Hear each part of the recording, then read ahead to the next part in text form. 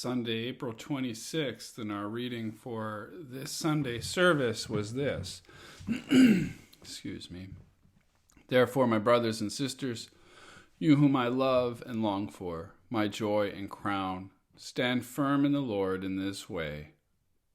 Dear friends, rejoice in the Lord always. I will say it again, rejoice. Let your gentleness be evident to all. The Lord is near. Do not be anxious about anything, but in every situation, by prayer and petition, with thanksgiving, present your requests to God, and the peace of God, which transcends all understanding, will guard against your hearts and your minds in Christ Jesus.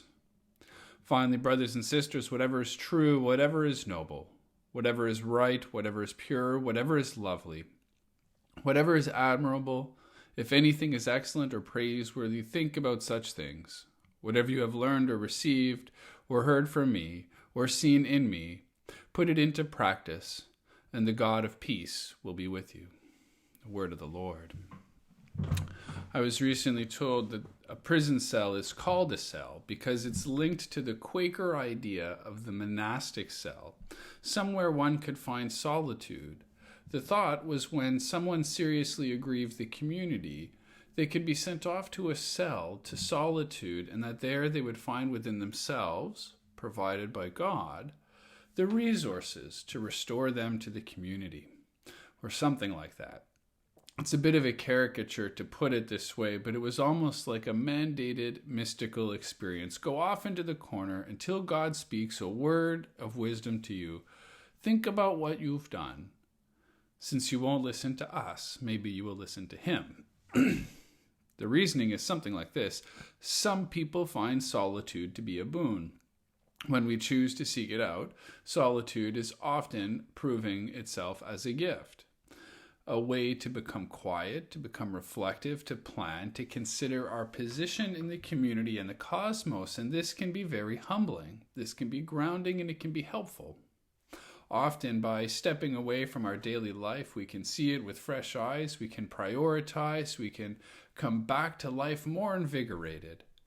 So, when someone goes so far enough astray that we should put them in a position of solitude so that they can come back to their center and then back into the community. Prison, though, is a punishment because a good thing that is forced upon us is not good anymore. For instance, I like to run, but for me, running would look very different if I were forced to run, say, in front of a chariot or something. You may like to play the flute, but if you were forced to play the flute for hours on end for someone else's benefit, the tune of their choosing, you might like it a lot less. The point is that isolation that is forced is not the same thing as isolation chosen, and we better admit it. These days we hear much about how to make the most of our times. I suspect the attitude is sort of flawed in that it fails to recognize that we're all in this unchosen solitude these days. So while certainly there is a potential for growth, it's not the same potential as if we had chosen the solitude. Like those who have lost their work or who are doing less work will not consider these days anything like a normal holiday.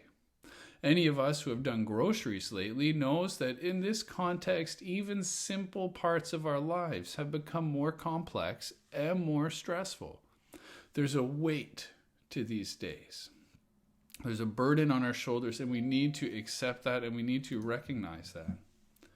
I wonder if all the hope that great art will be created, that marriages will be invigorated, that children will be smarter than ever, that all of us are going to speak 6 languages when we're done, that's all a little bit too ambitious. We might be more likely to know a lot more about the Tiger King than we ever thought we would.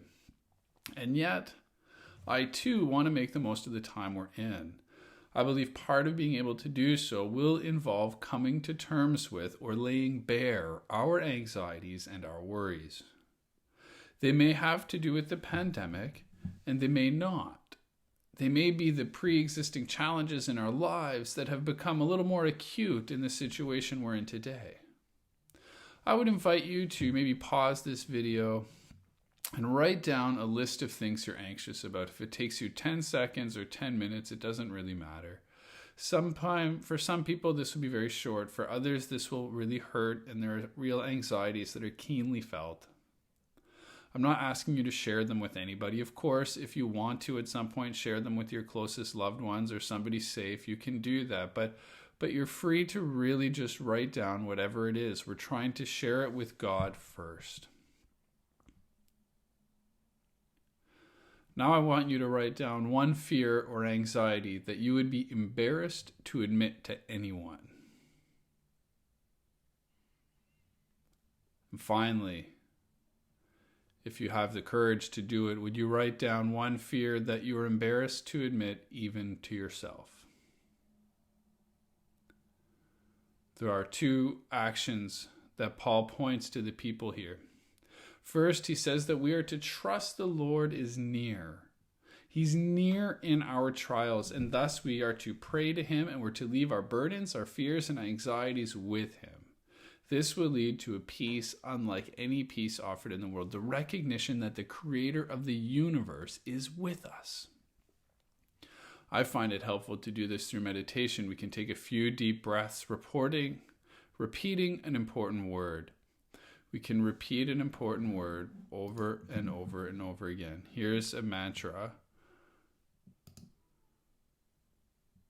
This is put together by our music director. Holy Spirit, three in one, ever with us, is our song. God the Father, God the Son, Holy Spirit, three in one, ever with us is our song. God the Father, God the Son, Holy Spirit, three in one, ever with us is our song.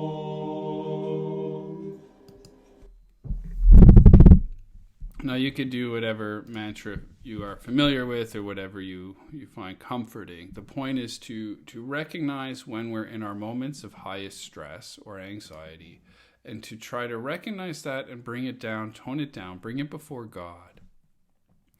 I'm going to show the congregation today that a video called Fear is a Liar. It's from 2018. You might want to look it up. It's partly an anti-suicide thing, and I'm showing it to the congregation because we are talking about fear and we're talking about anxiety today.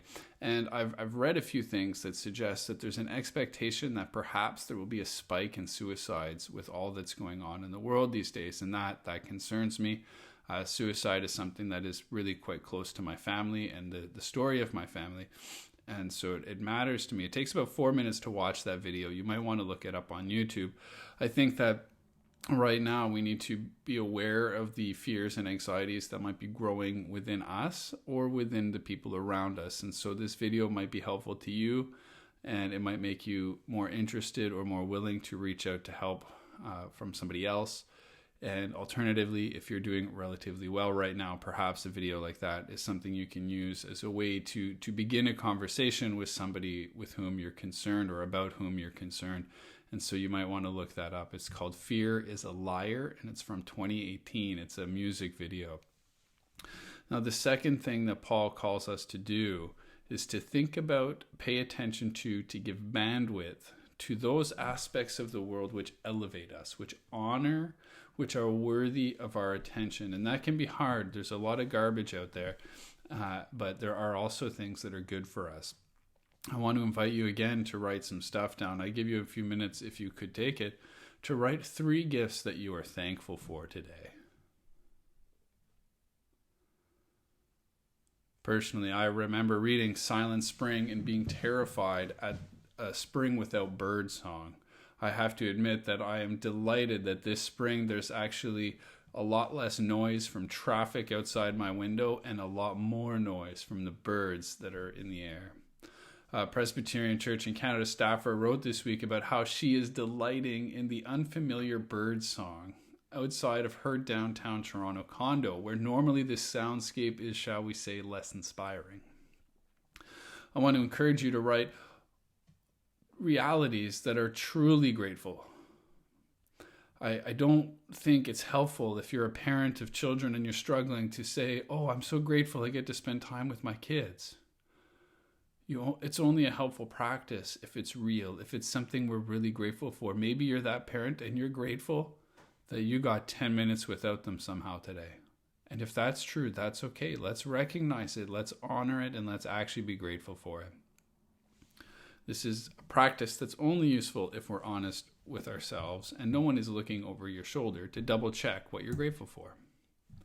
Now, Paul isn't writing directly to us, but the Bible, being what it is a timeless text with valuable tools to help people in every age, and it can feel like Paul meant these words directly to us. We face fear, we bring it to God, we give him thanks for that which is good, and then we can recognize him in creation.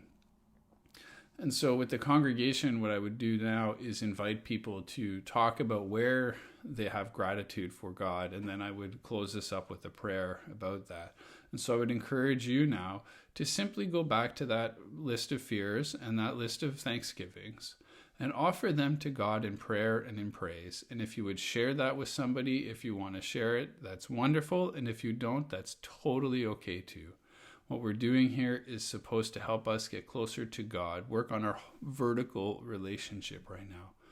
And so that's the message that I'm bringing this Sunday morning. And I pray that each and every one of you would be blessed, that the Lord would keep you, that the Lord's face would shine upon you. Amen.